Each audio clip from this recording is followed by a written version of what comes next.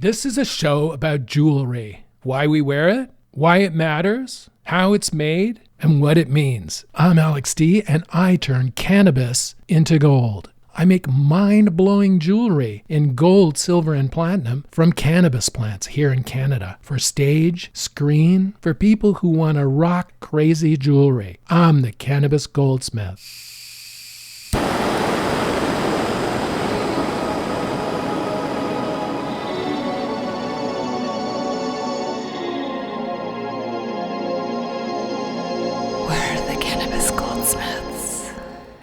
So I was wondering what to do the podcast about this week, and just a gift just dropped into my lap.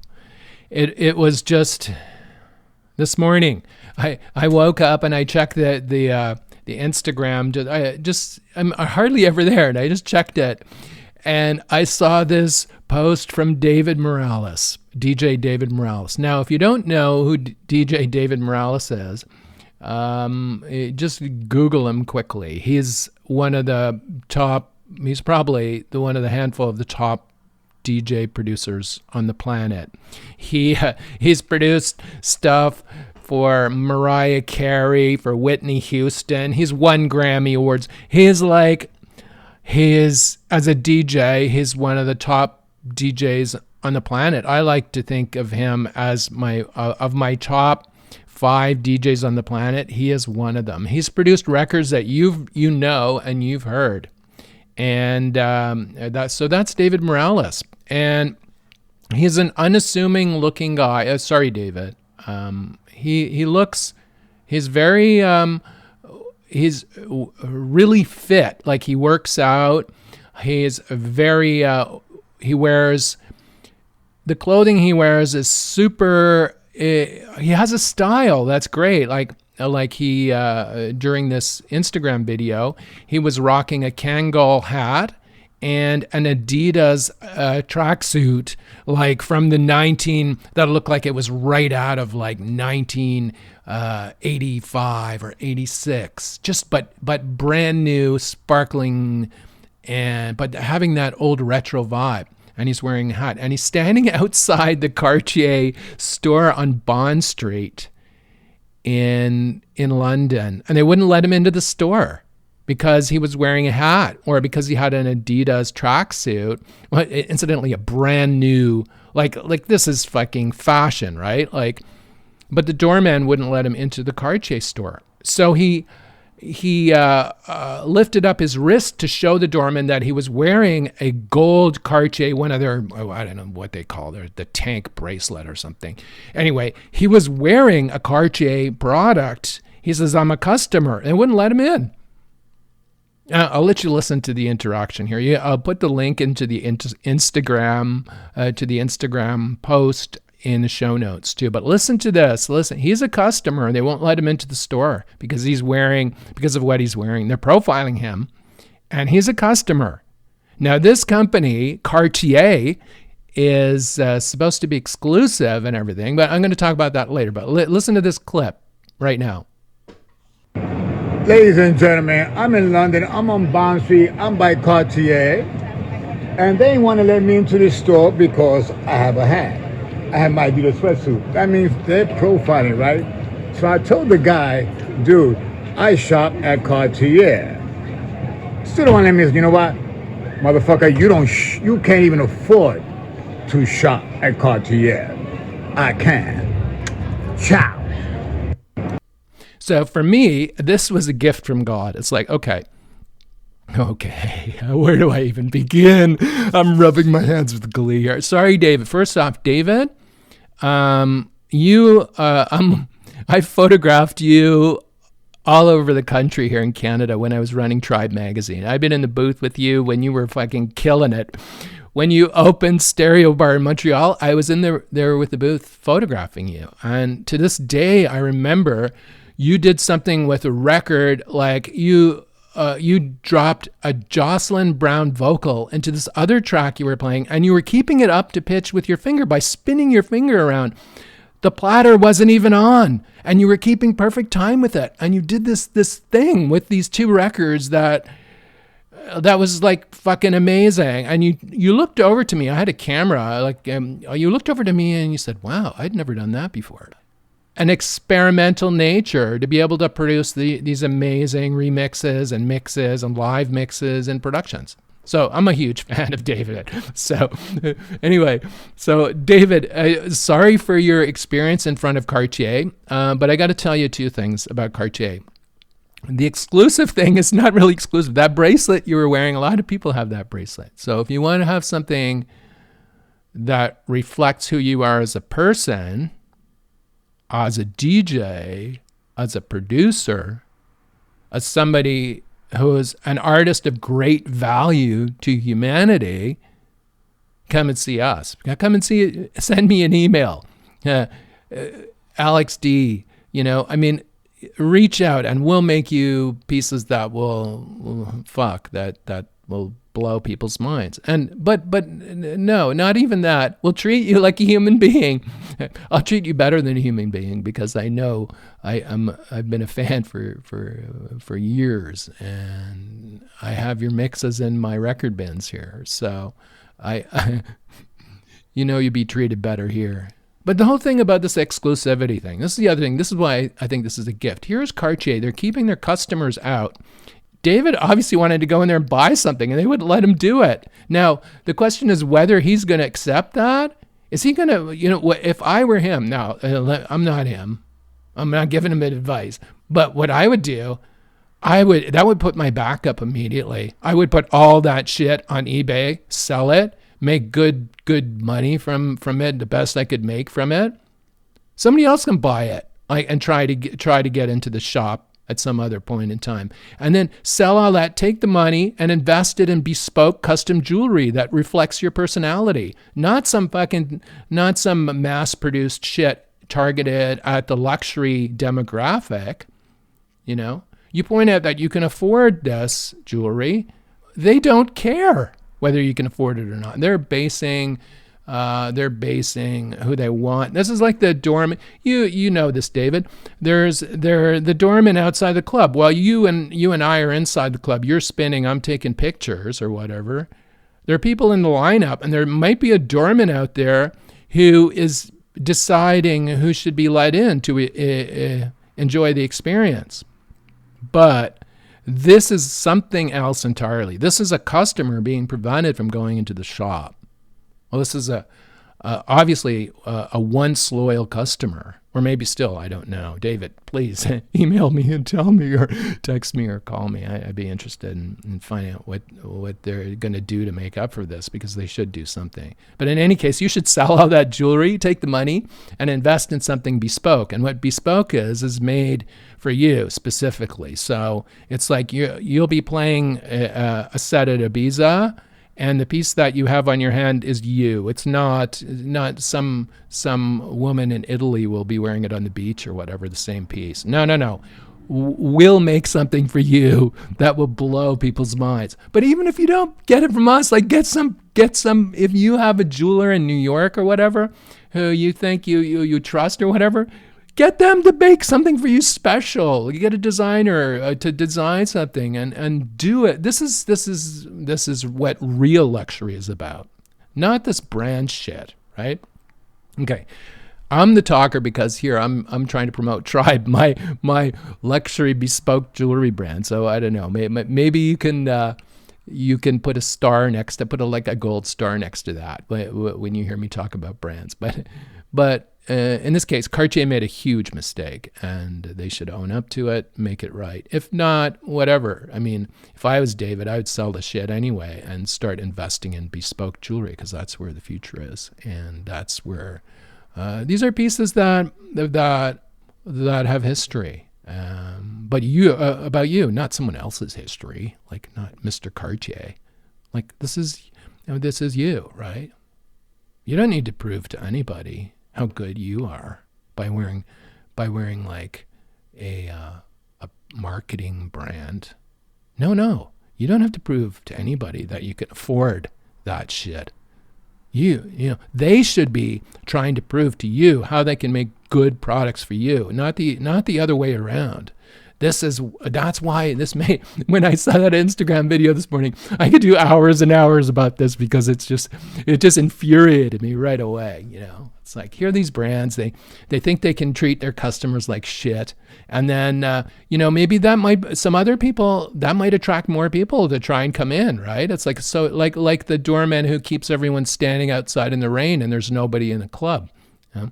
My friend, I have a very close friend, Natalie, that came and visited me out here at the studio in Thousand Islands and from Toronto. And she lives in the same neighborhood as I did in Toronto until last year, and in Leslieville in Toronto. And she goes to all the parties, and she's I've known her for decades, right? She used to write a column for me in Tribe. She used to write the Ottawa column. She knows all the DJs. She knows everything about the music, the vibe, the scene. She's like totally connected in that respect. And she's also a close friend. And I haven't seen her really since I moved here. So last year I went into Toronto a couple of times to buy supplies for stereo gear or whatever shit that I needed, and chemicals for the jewelry casting shit. And anyway, I just popped into her condo and said hello, but I haven't really spoken to her. So she came out and spent a night out here. And we talked about all kinds of stuff. And I really wanted to pick her brain about marketing, a marketing idea I had for the jewelry, because she, not only is she connected to all the parties and shit and DJs and everything, and has vast knowledge about that, which that's great. But I wanted to tap into the marketing shit because she's worked in digital marketing and advertising for a long time at a pretty high level. So I wanted to run some ideas past her, and she bounced a few back at me too. So it was great. Anyway, it was good seeing her, and hopefully she'll come out more often. But anyway, back to Cartier and these brands. Okay, like it just infuriates me. It infuriates me, The markup on brands like that, in that sort of upper echelon of high luxury consumer brands, the markup is enormous. The quality is no better than a high jeweler, an independent high jeweler. It's just the brand is maybe older, has a lot more advertising money behind it to make it more famous. And people want that, right? They want like obviously David wanted a Cartier bracelet, so he bought it, right? Or maybe somebody gave it to him, and maybe he was looking for something else and he thought it was okay and cool, right? But how cool is it now? That's what I want to know. How cool is it now when you're profiled? Going into a store, like you're prevented from going into the store and you're a customer. You've been profiled. How cool are the products now? See, this is the product. One employee like this can destroy a fucking brand, right? Can totally destroy it. And but anyway, yeah. Here's the thing. Like, I think a lot of the extreme luxe people, they get stuff made for them custom. They don't buy mass, what I call mass market luxury products. They would ask Cartier to make them something, but the levels of money here would be a lot. Like the people who ask us to make them something special, like it depends on what it's made of, what it contains, what the stones are, what the metals are, how complex the design is. These kind of things, like, they can add up to price, but you end up with a piece that's yours and uniquely your own, right? And that's the difference. But then the piece for somebody like David, like if he wore a bracelet or whatever when he was playing, or if he wore one of our rings while he was playing, the ring would inherit all the energy from all the gigs he's played at, or where he wore the ring, or what it means, right, as a thing, right, as an object. It gets imbued with his history, which adds value to it.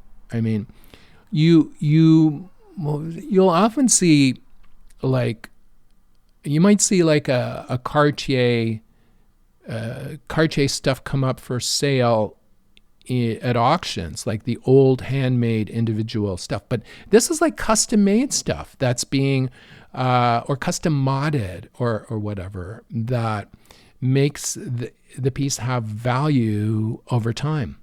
Like the commercial mass market produced stuff is, a lot of people have those pieces, right? Perhaps people collect pieces like that, but there are many people who have them. So that's what makes them not so special, in my opinion.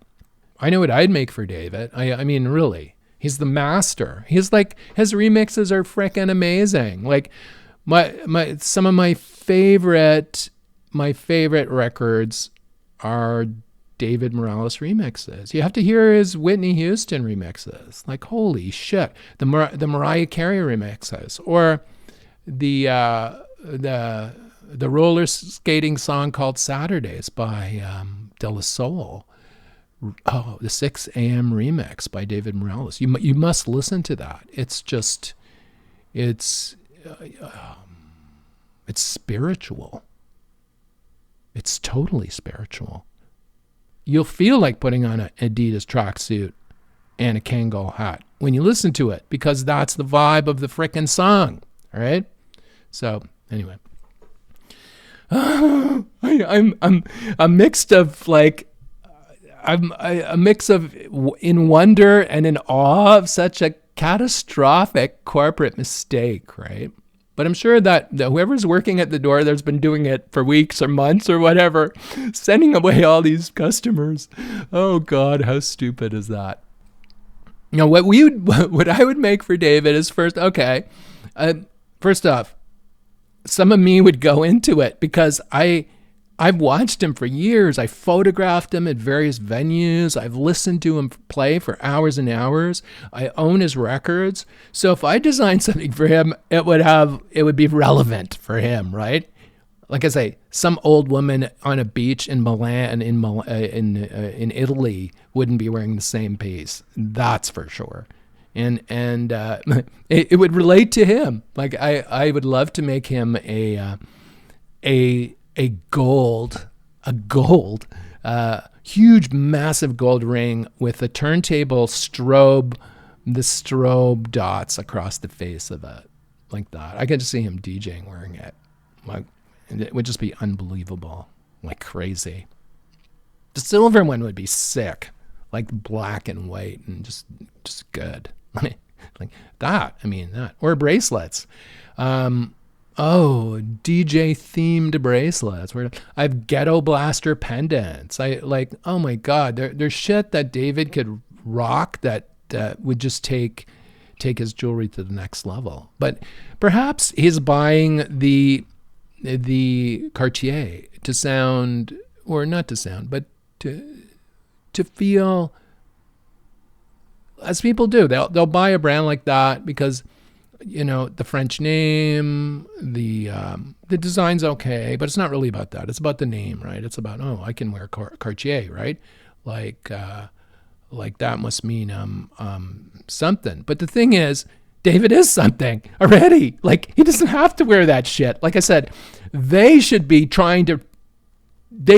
fucking reaching out to him for his skills, not the other way around. Jesus, like, oh, it's so upsetting to me. Anyway, David, I feel for you.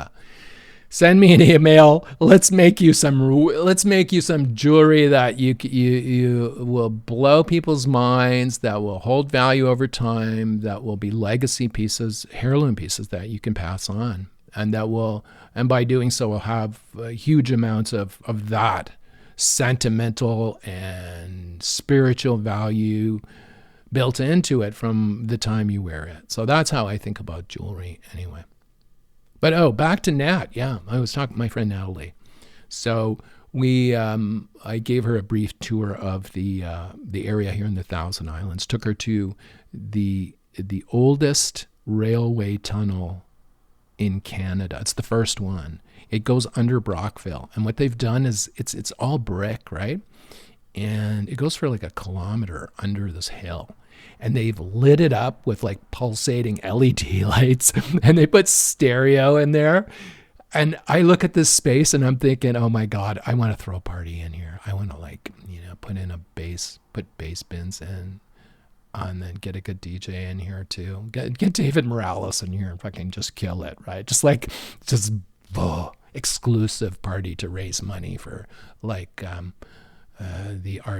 playhouse in the town, something like that. Just like, but it's fragile. It's the oldest. It's the oldest tunnel in the country, and there's like water dripping down from it. It must take a lot of maintenance to make sure it's kind of safe.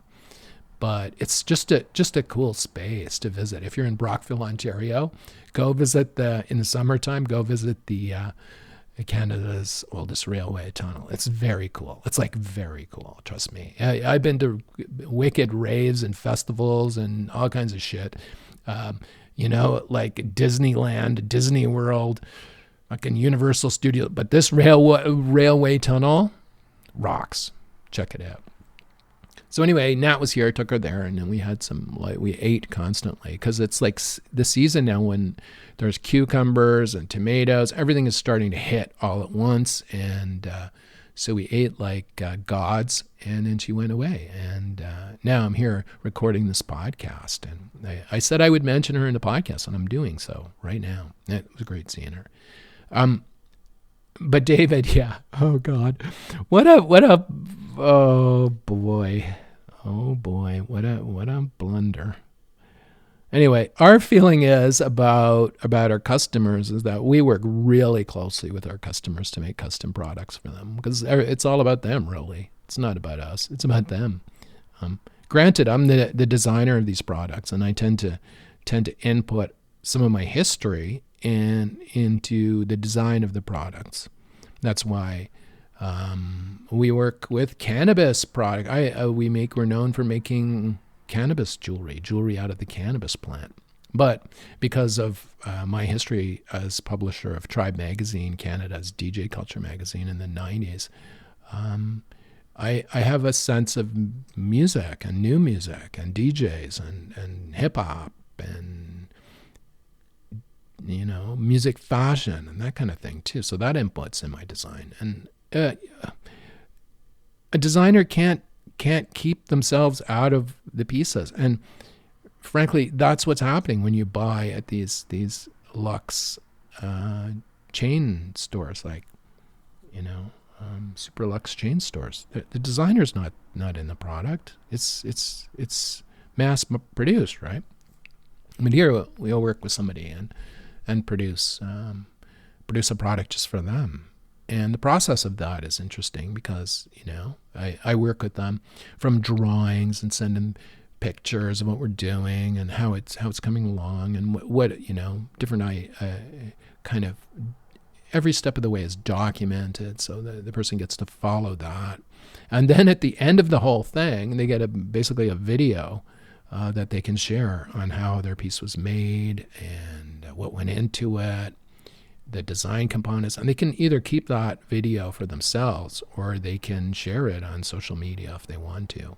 Now, granted, a lot of these pieces are private, right? We can sign NDAs here. We're not, we don't want to. If our clients want privacy, we give them the privacy they want, and we'll produce the video at the end and a short video about how the piece was made, the thinking behind it, what went into it, and then we document the process of it being made. And then so you have that with your piece, so you know what it's about, right? And you can share that with other people. Now, granted, you could say Cartier, but we're not Cartier. Say Cartier would never show you all that shit of how those pieces are made. Hopefully they're still made in France. Hopefully.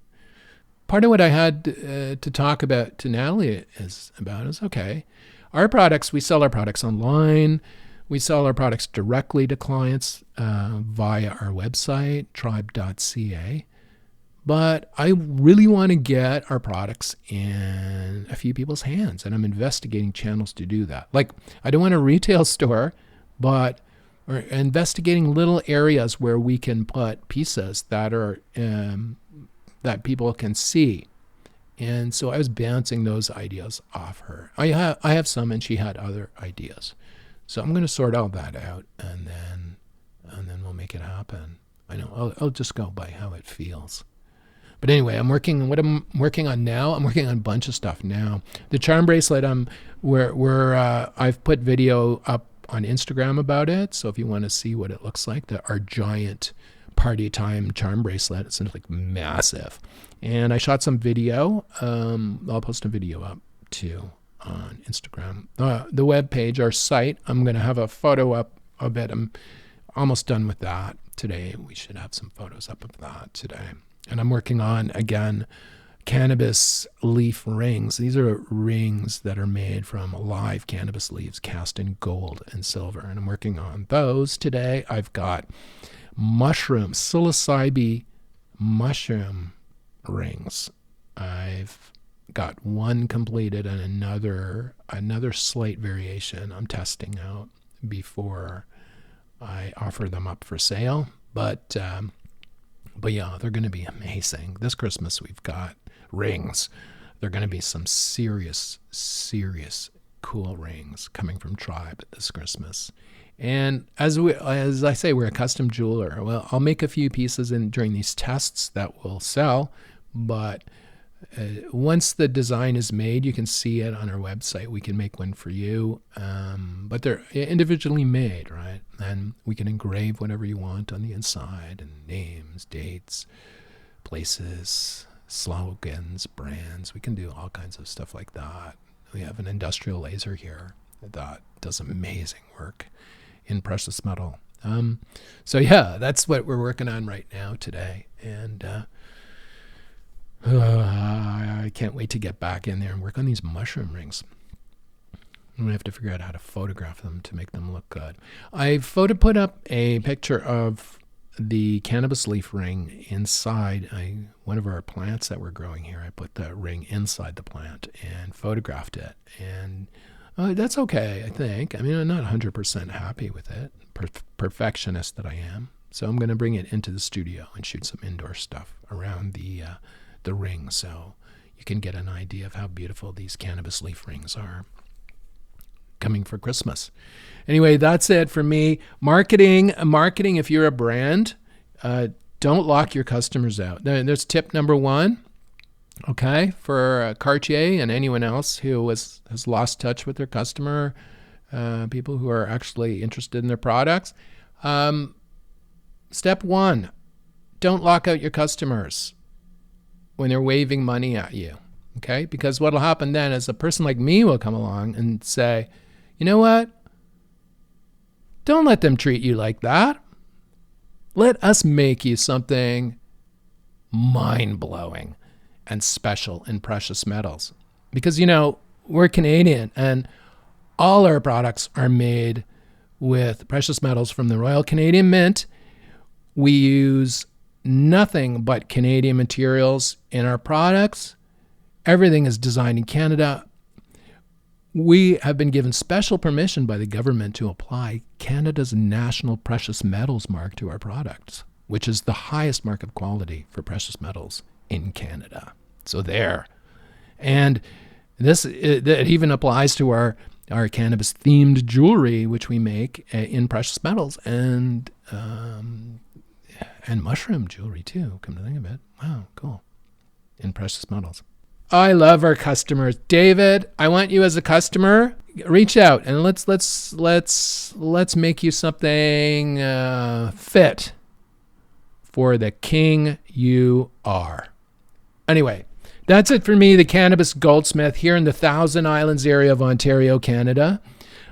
You can see what we do at tribe.ca and go to the website and see what we do. Or follow us on Instagram at TRIBEDOTCA. Next week, I don't even know what's going on next week. There's so many festivals now. It's like food, right? In this area I'm in the country now. So it's as harvests come in, all this food starts happening. Like tomatoes get ripe, corn.